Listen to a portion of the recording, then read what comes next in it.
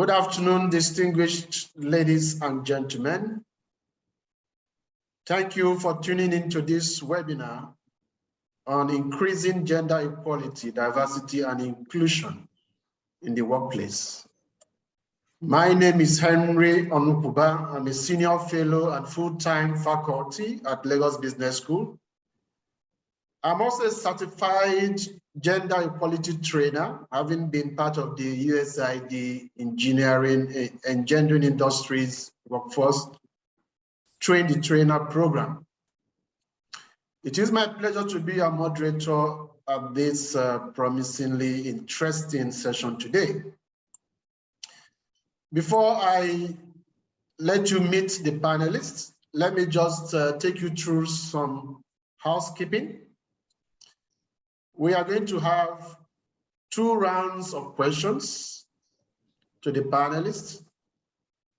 They will have 5 minutes each to address the first round and 3 minutes each for the second round. If time permits, we could ask a follow-up question to the panelists, especially if there are points not fully explained.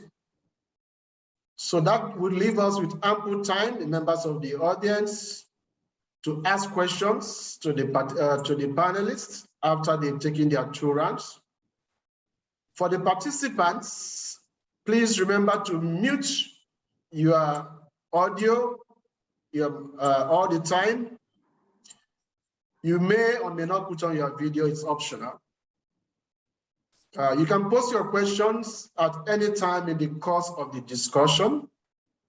Please use the chat box for your questions and your comments. Make sure your electronic device is properly named so that we know who is in the room and who is asking the question or making a comment. Those who wish to ask questions or make comments verbally may be permitted to do so if we have enough time. Just raise your hands electronically and I'll recognize you to speak. Please, when somebody has said what you wish to say, you don't need to repeat it. Now, ladies and gentlemen, permit me to introduce the panelists.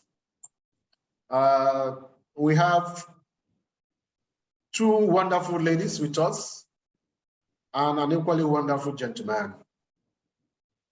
Let me start with Funmi Ogbue. Funmi is the president of Women in Energy Network, an association established in 2020 to provide a platform for women that work across the energy industry value chain, that gives them opportunity to network and build confidence and links to progress their careers and businesses. Her association relies on research findings to prove the point that institutions with women in the boardroom tend to perform better than those who have less gender diverse boards. Ladies and gentlemen, please join me in welcoming Funmi. Funmi, we are glad to have you this afternoon. Funmi, could you please say hello to the audience?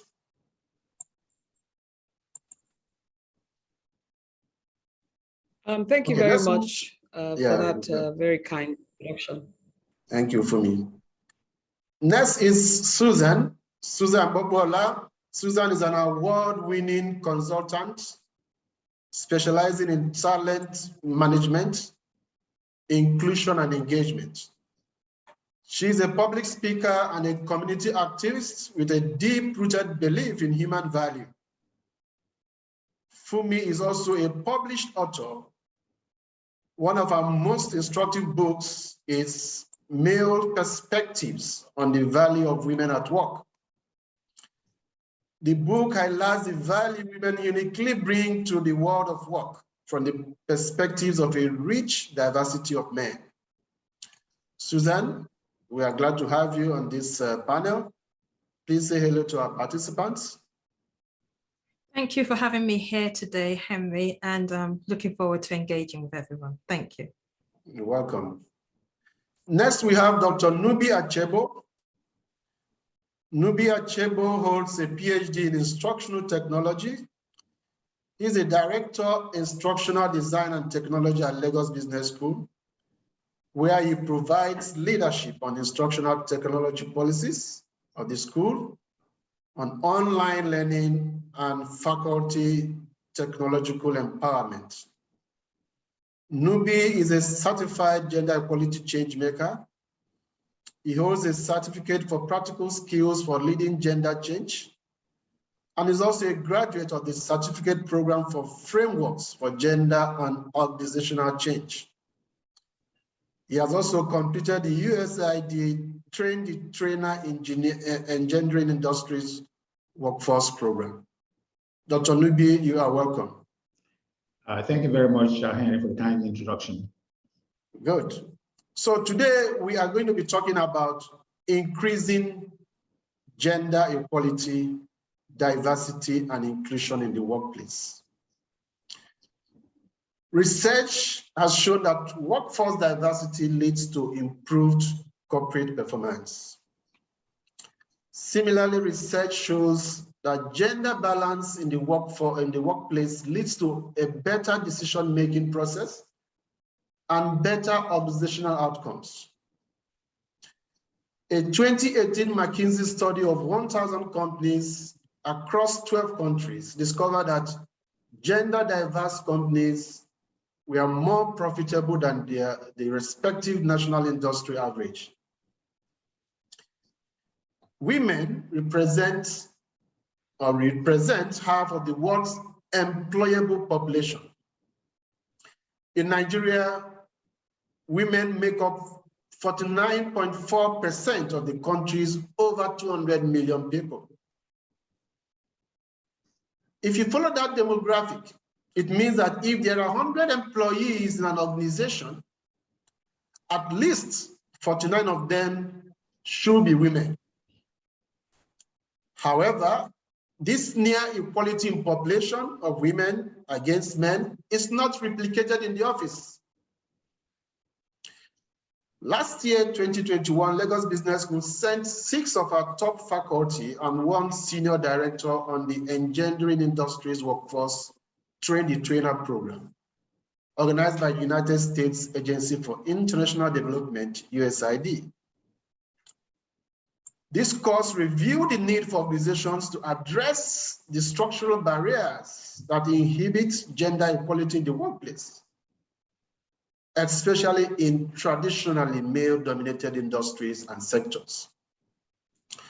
Today we have Nubi Achebo, who is a graduate of that program. And we also have 2 wonderful women, distinguished voices and promoters of gender balance and inclusion in the workplace. These 3 panelists, will be discussing the topic, increasing gender equality, diversity, and inclusion in the workplace. I will start with Funmi. Funmi, this question is for you, but I'm going to ask the same question in a different ways to all the panelists. And that is, why should we talk about increasing gender equality, diversity, and inclusion in the workplace? Why should we talk about it?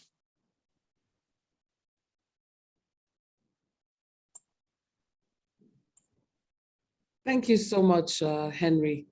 And I thank the LBS for organizing this webinar, and of course the USAID for the work that they're doing to create a platform to have these conversations and to grow the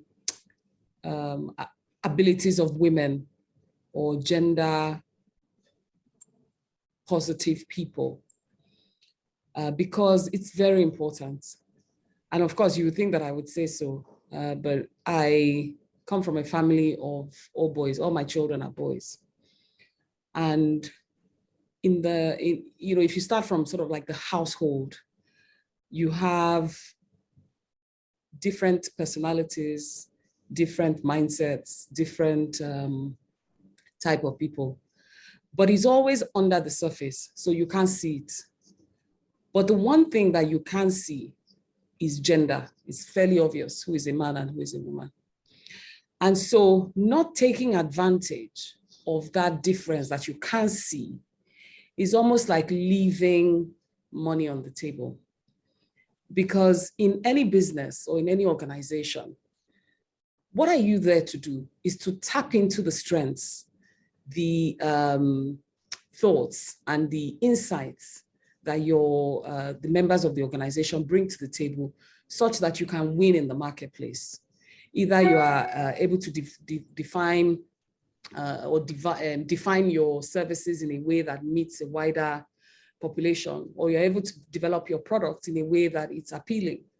And so when you can harness the talent or the diverse perspectives or strengths of the people that you have working for you, the better it is for you to be able to create products and services that will appeal to more people in the marketplace.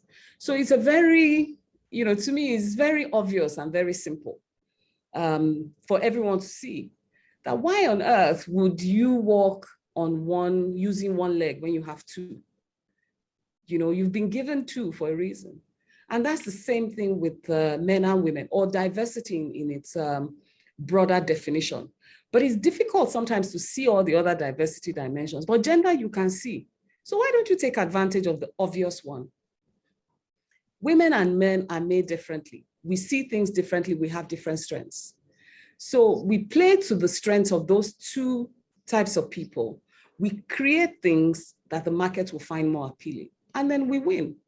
So for me, I think that is the basic conversation around the why. Why should we have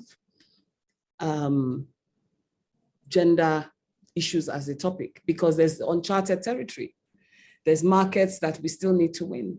There's still a lot of blue ocean. There's still a lot of opportunities that are untapped that we can tap into, and a lot of problems that we haven't solved in the world that we can solve using the talents, the abilities, and the perspectives of men and women.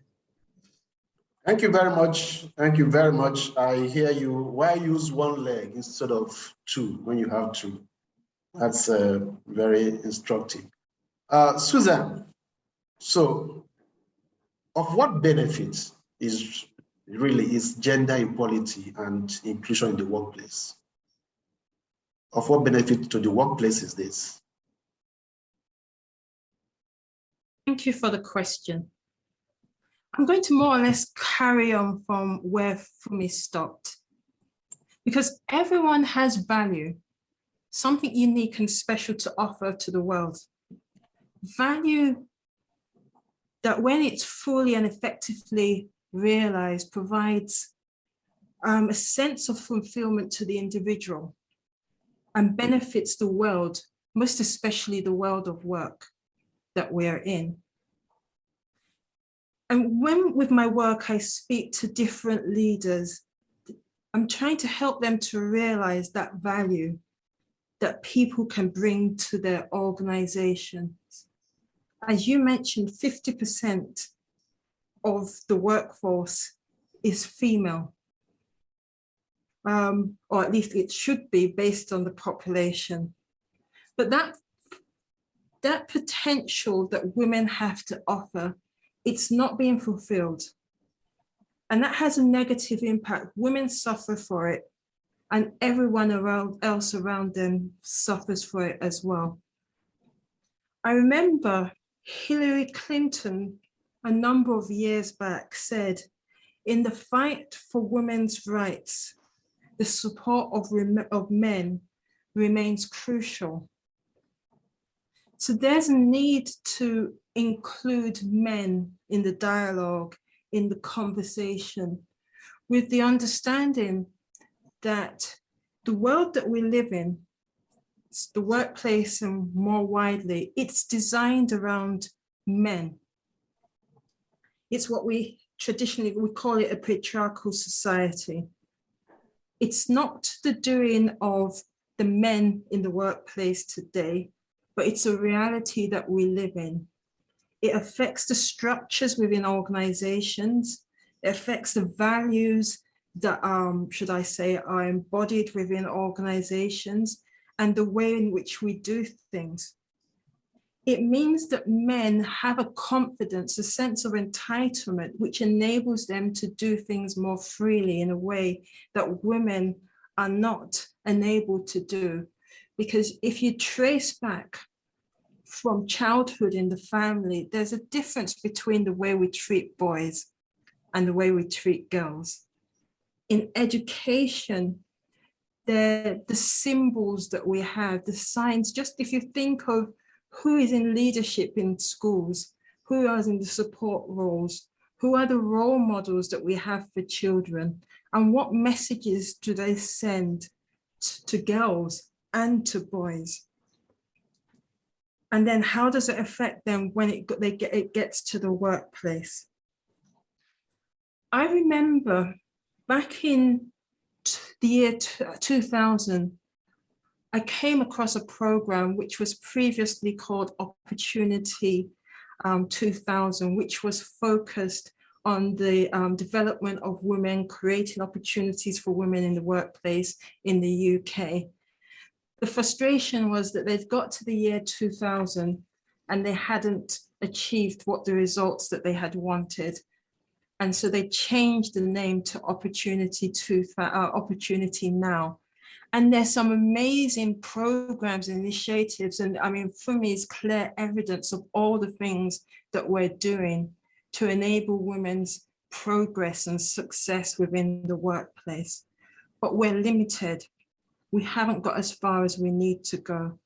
So for me, that means that we need to talk about it, to move away from just talking about breaking glass ceilings as well, to opening doors. And that only happens if we have more dialogue, if we recognize the differences between men and women, the unique differences that we have, and we understand the unique value that women bring. If we go on from there, not to expect women to behave like men in order to navigate the workplace to succeed, so that we can truly realize the value that women bring into that work environment, and that we have the opportunity to value the yin and the yang that comes about when men and women both work together.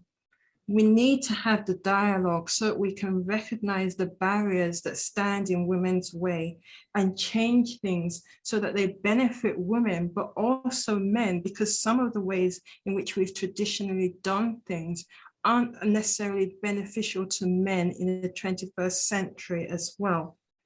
We need to really talk about gender also so that we can support men in understanding the changes that need to take place for their benefit as well as women's, for them to recognize that it's not a matter of one or the other, that if women gain, they lose. It's not a zero-sum game.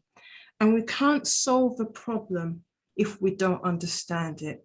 So that to me is why we need to talk about gender and diversity more generally. Fantastic. Thank you very much. So we're going to talk about these barriers as we move on. But let me go to Nubi. Nubi, from a man's perspective, is there really a gender inequality? Is this not a case of crying wolf where there is none? What do you think? Well, thank you very much, Henry, for that question.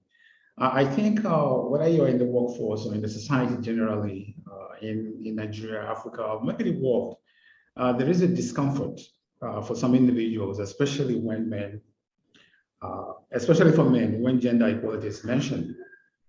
And the term is erroneously construed as a movement designed, for women to take over the world. But gender equality is not just about women. It's about, everybody. It's about everybody. Businesses. It's about organizations. Bottom line for organizations is about politics and everyday living that we have. And so everybody needs to be involved in the process. So it's not just about women. The world is trying to build a new generation of workforce environment where everyone is valued and everyone having the same opportunities, to what's available within the organization. And, this requires a transformation moving from, the status quo to something that is different. And sometimes this is a challenge for individuals or even for organizations generally, because of corporate culture, entrenched corporate culture and practices, and this helps in perpetuating inequalities within organization. For every organization, there is a deep structure, and deep structures that are entrenched with masculinist beliefs, values, and practices, and which is perpetuated over time. And this structure is always very resistant, to change, especially transformative change, because they want to maintain the status quo. The status quo is such that it controls the gender dynamics and the power dynamics within the organization. And because you have more men in organizations today, they are favored. They are favored without necessarily doing anything. They are privileged, just by being men within the organization, and things are given to them, not even asking for it. Now, this structure definitely benefits a very few men within the organization, and there is a need to change that, so as to create a situation or create an environment that benefits everybody. And like I said, this requires a transformative change, in the workforce, and this can start, by having self-awareness for individuals, and also self-awareness for organizations to say, we need to move away from the status quo and move to a situation where everybody is given an opportunity to be part of the system. And of course, in any organization, this is not going to happen just because somebody wants it to happen. Yeah. There is a need to have leadership buy-in in the organization. Otherwise, any initiative coming through the pipeline, for gender equality, will definitely not succeed. So leadership buy-in is very, very important. And also, you need prime movers within the organization. Prime movers who will be advocates, especially at the managerial level, because they have influence over a number of people working under them. So these prime movers will be like agents that will advocate, for change within the organization. And there are several tools, there are several frameworks that can be used for this. Okay, all right. Let's not get into the deep side of the argument. I know you've had a lot of training on gender equality, and you are raring to share some of this with us. But let's go back to Funmi. Funmi, Association Women in Energy Network uses empirical records to show that organizations that have more women at the top outperform those who don't have. Can you share with us some of these findings? Can you throw more light on some of these findings? Okay, Funmi is trying to connect. Funmi, did you get my question? No, I didn't. Please, can you say it again? The internet bumps me out. Okay, all right, I'll take it again. I said, yeah, you have an association of which you lead called Women in Energy Network. And one of the things you do is that you use empirical records, empirical results to show that organizations that have women at the top management level, outperform those who don't have. And I want you to share with the audience some of these findings, some of this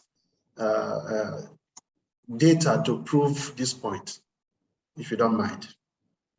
Okay, so I'm just going to open up the research so that I don't say it wrongly. It's actually a lot of McKinsey data.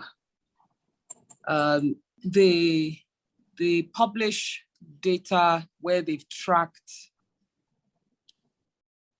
publicly quoted companies. So there's, it's hard, sort of hard numbers. And they look at organizations that have women on their boards and the ones that don't.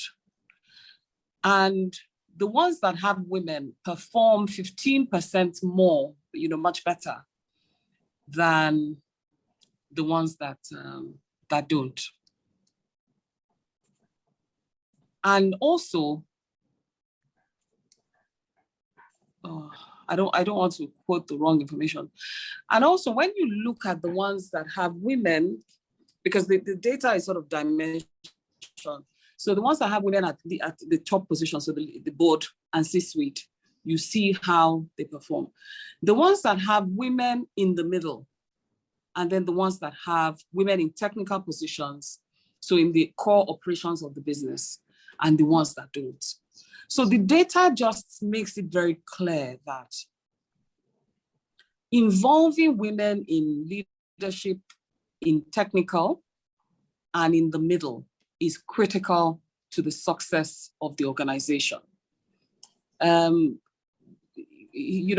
are, how can I say, this whole conversation around nurture versus nature. Women tend to be straight shooters. They tend not to oversell things or oversell themselves. And so when they look at an issue, when an issue comes up for decision, for decision, women tend to be more conservative and thorough. And the quality of the decision that is eventually made is better for it. Additionally, women they tend to be more sort of intuitive of their type. So women can understand better what another woman is thinking. And if we have half of the population that an organization is serving as women, it goes to show that you would be able to get a better penetration into that segment when you have people who can understand the preferences. Finally, another thing that we've seen is that women tend to be less risky. So they tend to be more risk averse. And so an issue that is discussed, particularly at the board at strategic level, women are able to guide, or sort of slow down the level of conversation to the place where it's a bit more balanced. So that is the research that we constantly look at and we quote. Additionally, this USAID program is also one that we reference a lot. And I'm just trying to open the data, apologies. To show you okay, maybe we come back to you. Can we come back to you, Funmi? Can we come back to you? Yes, you can. How data, if I may, how data-driven this conversation has become. And then in my next round of responses, I can quote some of the statistics a bit better. Thank you for me. So let's go to Susan. Susan, you wrote a very beautiful Male Perspectives on the Value of Women at Work.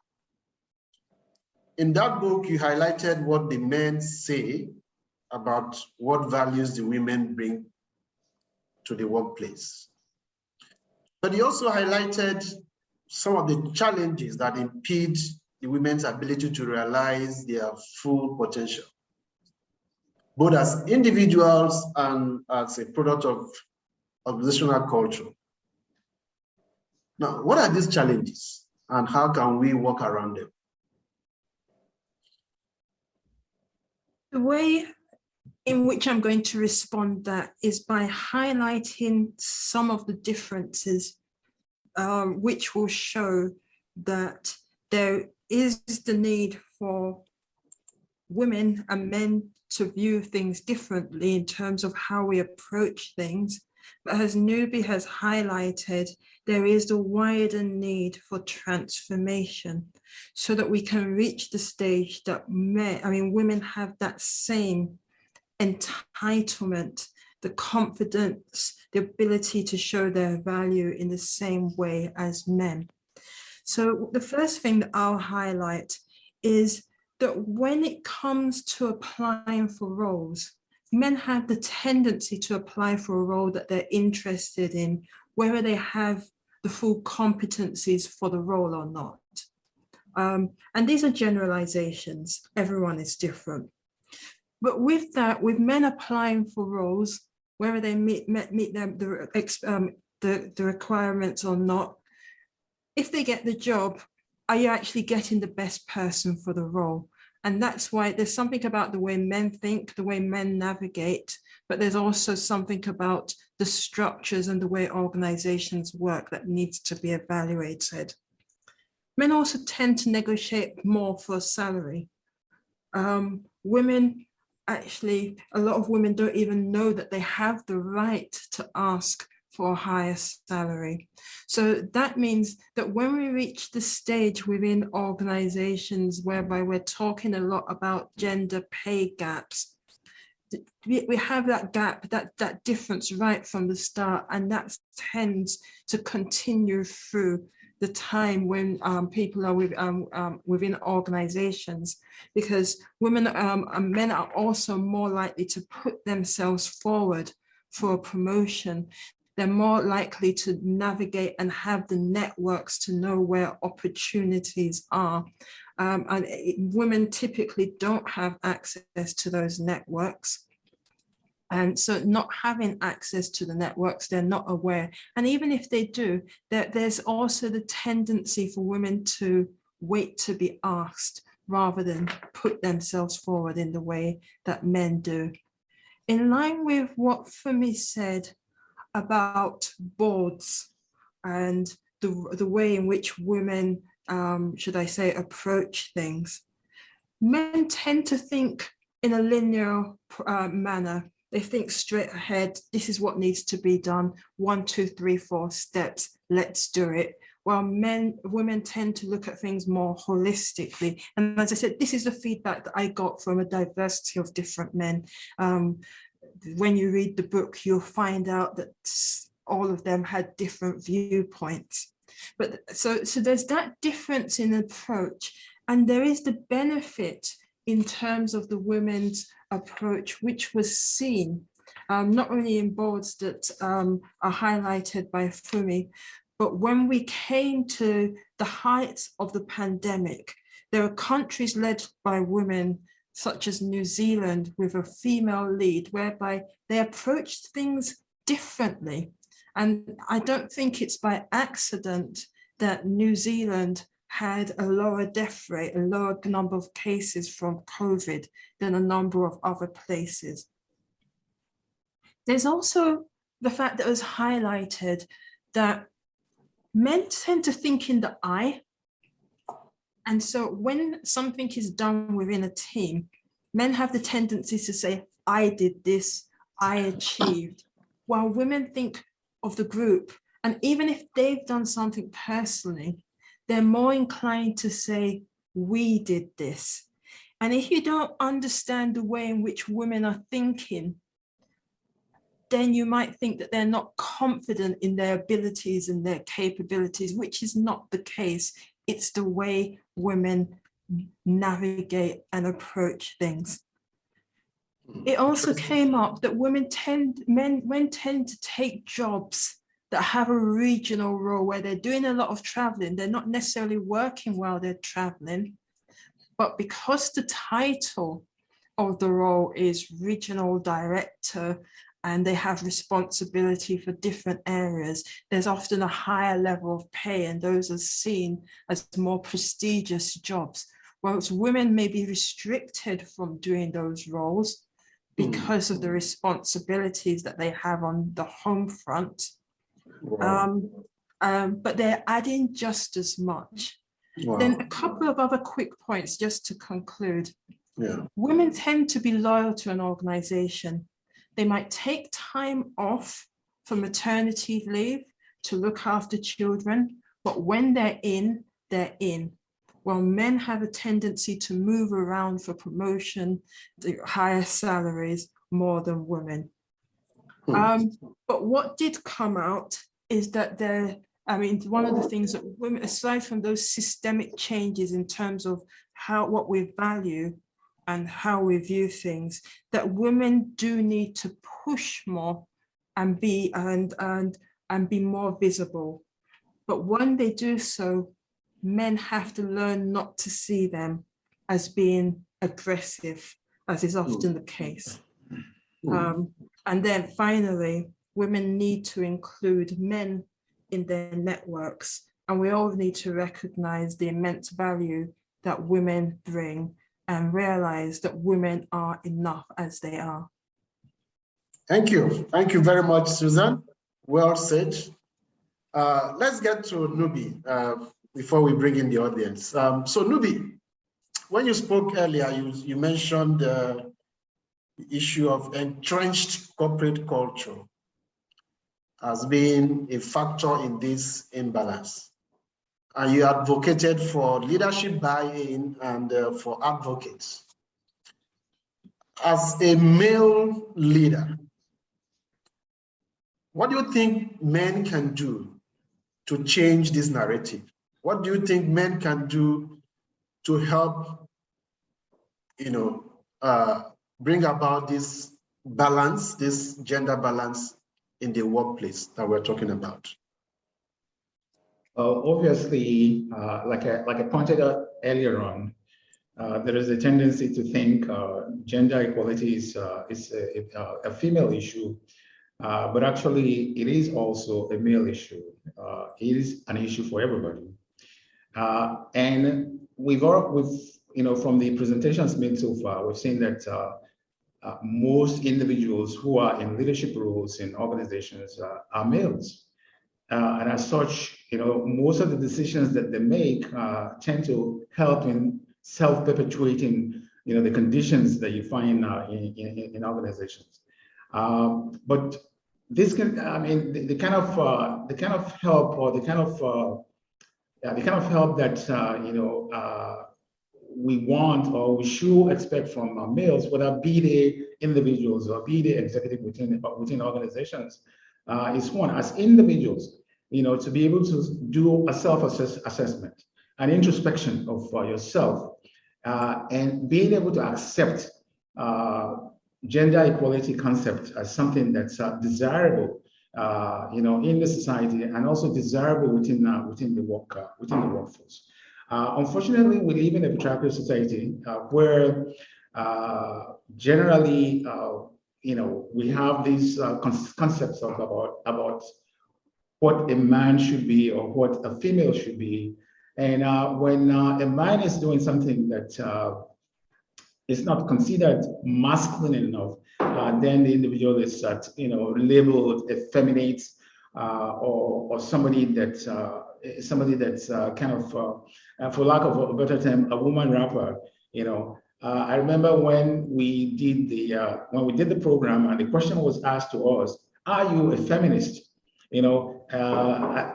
Asking the males now, "Are you a feminist?" And obviously, a lot of us were like, maybe not, because feminism is kind of associated with being a female, and of course, you're a male, so society has raised you to see yourself as being superior, being stronger, not showing emotion in public and stuff like that. So that is how the average male is brought up in most patriarchal societies.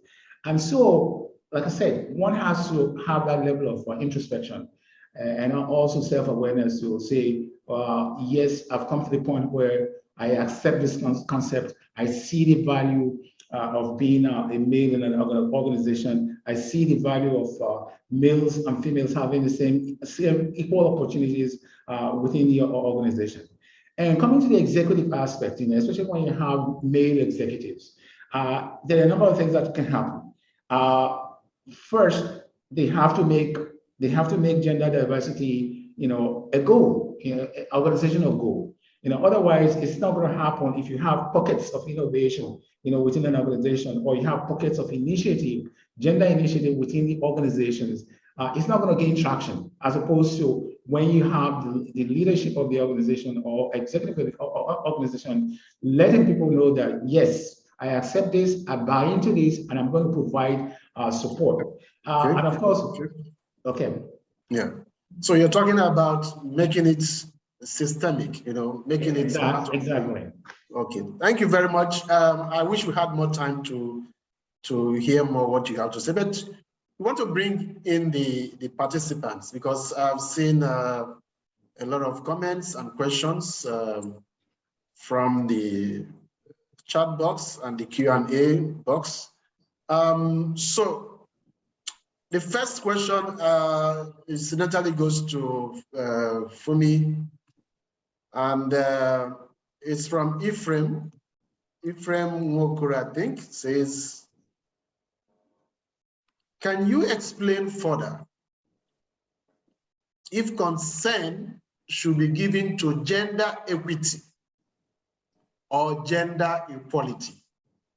So Ephraim is trying to draw a line between gender equity and gender equality.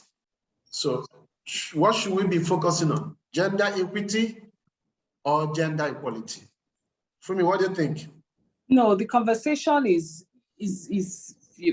strictly, to my mind, gender equality. What we're talking about is equality, because equity is one of those things that are neither here nor there.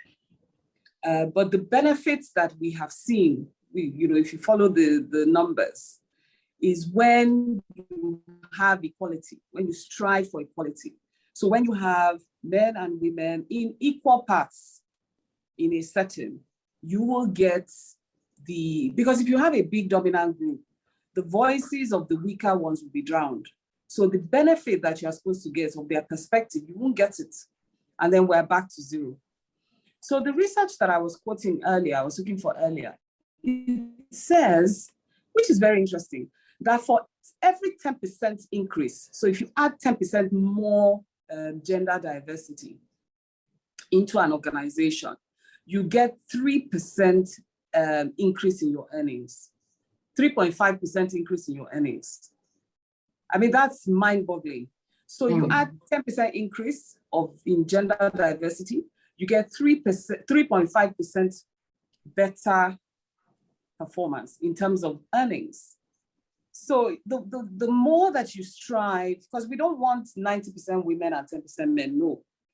50-50, just have equal parts of women and men. Because like I said, that's the most glaring diversity dimension that you can have. But what if you don't have equally qualified men and women for the position? So this is the thing that people say, and I keep trying to explain it this way. A lot of the selection criteria has inherent bias built into it. So what do you mean? So when people define they don't qualify, I keep asking, what does that mean, really? Because what we're saying is that people bring a different set of skills, a different set of perspectives, a different set of structural, cultural, physiological benefits to a problem. So if you use the dimensions that you use for men to say, oh, this person must have 15 years experience in this particular role, they must have traveled to Kuala Lumpur, they must be able to work on their heads, they must be able to do this, and this is the criteria that you are using, which you have written for a male-dominated workspace. And this is the criteria that you are using to define who qualifies. Then you're going to miss the point. And you won't get the benefit of having those women that you need to bring that perspective that is unique to them, that you can't find in anything else. Good. You can't bring them to the table. All right, thank you. Thank you. I have a comment here from Ifeanyi Bunike says, equally qualified, in quotes, denotes extreme gender bias. It's an excuse to discriminate. So that is what you are saying, actually. All right, Yes, thank you very much. Let's bring in Susan. Susan, I have a very interesting question for you here from Stan Abu says, how do we accommodate multi-gender roles in today's new normal from the traditional male-female gender roles? So how do we accommodate multi-gender roles in today's new normal? Do you understand the question? I believe I do. Yeah. I think that's when we talk about binary and non-binary. Would that be correct? Yep. I think that's an ongoing discussion. And if in a year or two's time, I'll have written a book on that, and I'll be able to give you a fuller answer because I would have spoken to people who fit into those categories. But I think the starting point is seeing the human being. So, as I mentioned earlier, each person has value. It reinforces the need to spend time to listen to people. So how do I identify myself as opposed to the assumption as to who a person is and what they should be? So at a basic level, I would say start by seeing the humanity and not putting people in boxes. There are the wider, more broader issues which I can't answer at this particular point in time, which come about, relate to things like gender-specific spaces. But for me, the starting point is the human being and listening and seeing other people's perspectives, and that being a two-way dialogue, so we understand each other and we work forward on those bases. Very good. Thank you very much. Let's bring in Nubi. And Nubi, the question is talking about having male allies within the organization. Do you think the women need the men to achieve gender equality? A good question. That's from Leah Ume Okeke. Yeah, Leah, good question there. Obviously, women cannot do this alone, especially if we're talking about workforce. We already mentioned that within the workforce, you have a preponderance of men in the workforce compared to women, in spite of the population, the general female population in the society. Now, if you want to make some change, transformative change, and within the organization, you have more men, especially in leadership position. Obviously, I think any smart individual will know that you need allies, you need male allies, to be able to achieve what it is that you're trying to do. That is not to say that you will not come across, very strong resistance, from male elements within an organization. But there are a number of people within the organization who are open, to gender equality issues, gender equity issues that will be willing to partner with you. But I dare say also that within an organization, there has to be, kind of a gradual movement to try to educate individuals in the organization before you start building that kind of critical mass that will enable you have partners and allies, within the organization. Because if you don't have that level of knowledge or level of understanding within the organization, then it will be very difficult for you to find partners within the organization. So I will say organizations should try as much as possible to ensure that individuals in the organization are trained, they are given information that will enable them, to have a kind of a different perspective when it comes to gender issues. That way, you'll be able to find very good partners for whatever initiatives you have. All right, thank you. We'll begin to round off. Funmi, I want just a sharp answer, okay? Just 30 seconds, 1 minute.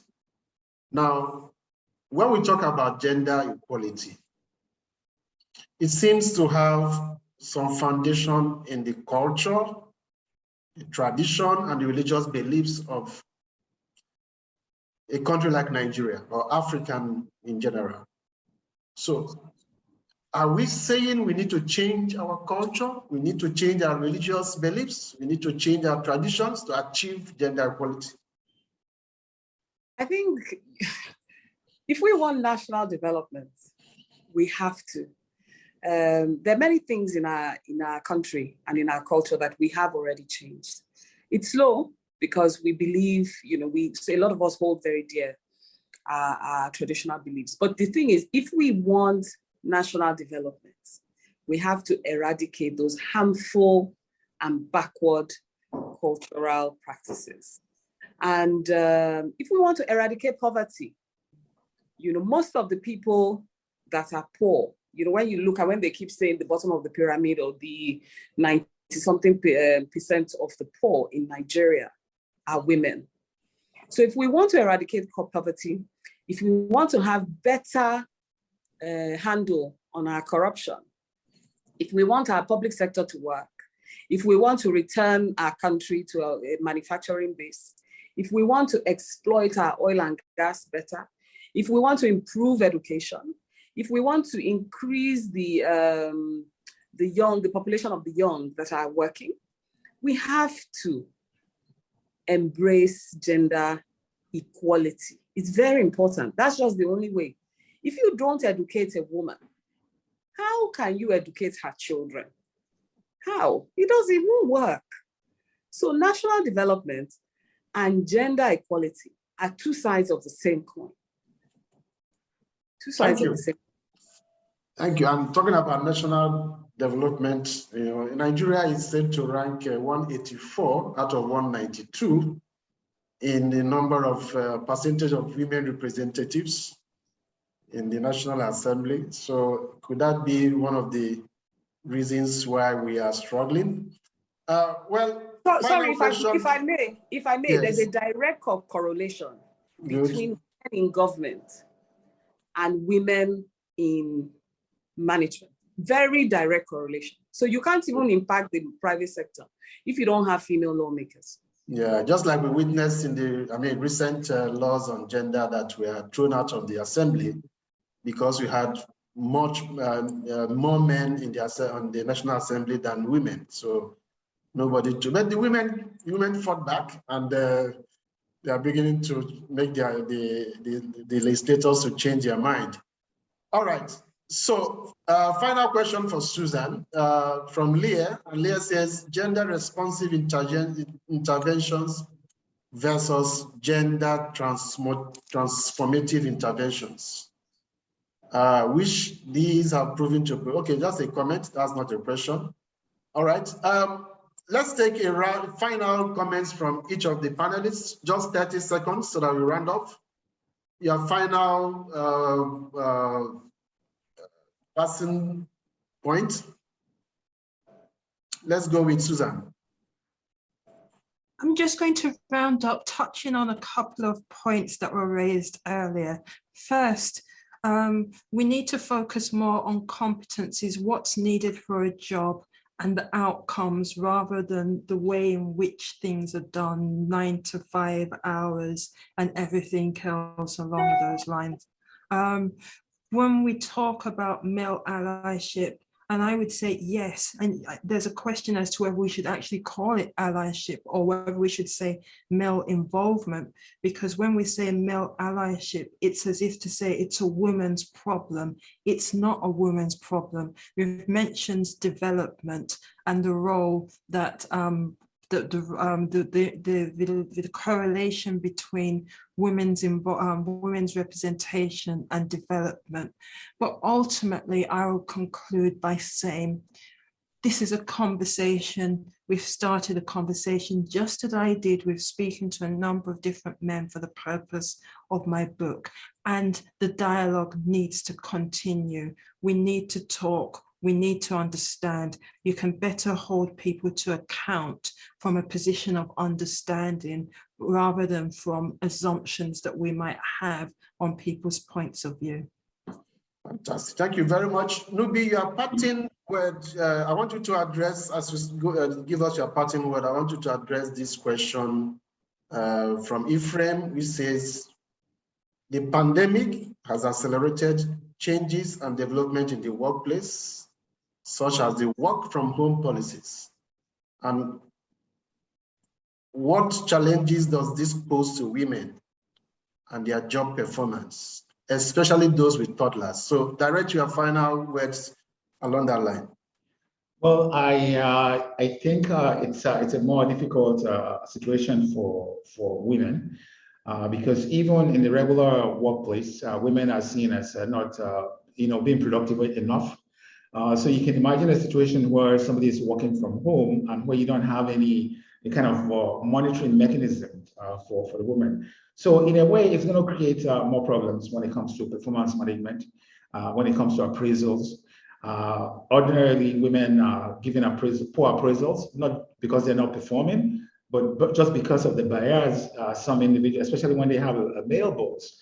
So I think it's going to create more problems, for women working from home, in terms of appraisals or in terms of job evaluation and stuff like that. So like you said before, I think it needs a change of mindset. So the male needs to understand what the women are going through. Exactly. Yeah, true. Thank you very much. Funmi, 30 seconds, your parting word. Thank you. I think the men need to understand what the women are going through, yes. But I think the more important thing is let us be clear what we're looking for. What are the outcomes? And if you give a woman a clear outcome, she will deliver it. It doesn't matter whether she's not staying up with you in a club or on the phone till 4 o'clock in the morning. Just be clear what your ask is and leave her to do it, and she'll do it. But I'm very happy that the Lagos Business School is joining in this conversation because I think it's very important that we move towards regulation. So get the country to put into either a law or at a minimum regulation that says that women need to be included because we want our country to develop. So, I think this is an excellent start to the conversation. And I'd like to encourage the business school to continue to work on this topic. And I thank the USAID and the esteemed panel for what has been a wonderful discussion. Yeah, thank you very much. Like Susan said, the dialogue needs to continue, and you have just re-echoed that sentiment. So, like I started when I introduced the program, last year, Lagos Business School sent some of our best hands on the USAID Engendering Industries program. And we are all certified now. Nubi and I were in that class. And we are set to roll out these new perspectives on gender equality to the general world, to the public. And so we are going to be running a workforce gender equality accelerated program starting from the 1st of August. It's going to be a 5-day event, a 5-day program, hybrid delivery, 5 good days of serious discussion on gender equality. And the program is very loaded. We're going to define and articulate the key gaps, the strategic actions, the benefits of gender equality to organizations. We are going to leverage the knowledge and improve skills of staff to introduce gender equality initiatives at each phase. And the program also comes with a coaching intervention because the participants will have to be handheld to implement some of the things that we are going to go through. It's going to be a 12-module program. A 12-module program. So it's really comprehensive, and we'll be getting back to you on details of that program, but just block the date, August 1 to 5. And we intend to have very senior faculty, those who are certified in gender equality, to facilitate this program. And there will be a certificate at completion. And then we are going to engage you in post-course coaching sessions to help you to implement this. And I will end with this, my own parting word. Actually, this morning I had a coaching session with one of my organizations that we took on that gender equality program last year. And one of them said, you know, we're talking about the benefits. How can we make things different? And he said, we are all product of our environment and a product of our significant others. So somebody influences us. You know, I said we can also be influencers. So when we begin to do things differently, others are influenced by how we do things and how we take things.